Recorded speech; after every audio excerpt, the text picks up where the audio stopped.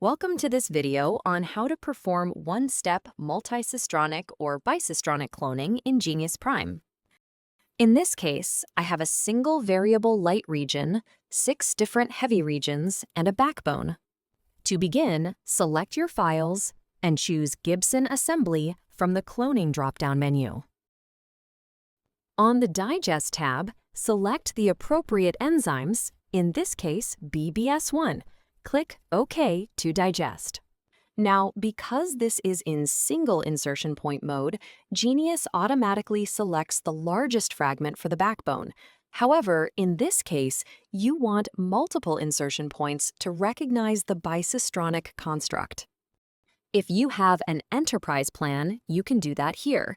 By clicking the Multiple Insertion Points tab, you can see there are now several vector fragments, plus 1 light region and a list of 5 heavy chains. First, you'll want to remove the 2 small cloning site fragments created by removing the multiple cloning sites.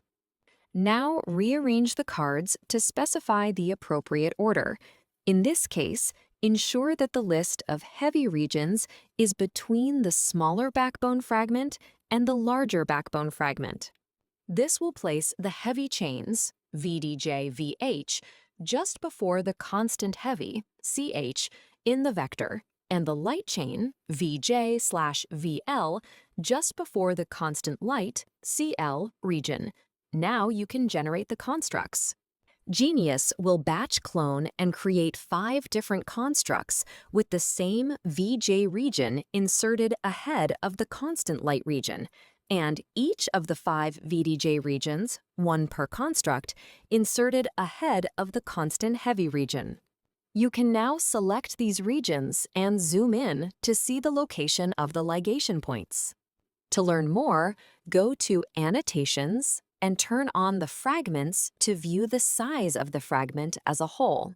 Here, you can see the VJ region and the first part of the backbone, then the VDJ region and the next part of the backbone. Hover over each region to get more information about the enzymes used or links back to the sequence, either as part of the backbone or one of the inserts. Finally, you can see that Geneious retains the point of origin during cloning.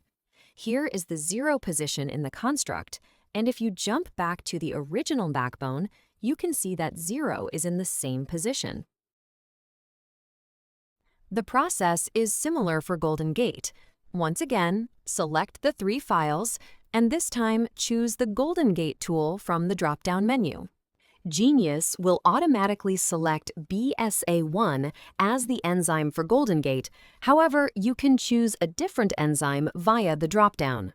Switch to multiple insertion points and remove the redundant cards between the BSA1 sites.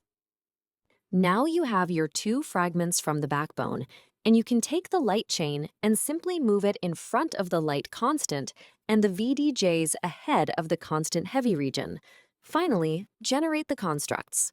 And here is the light region with the designed primers and the VDJ insertion. And you can, again, turn on the fragment annotations and have a look at the different pieces that you put together.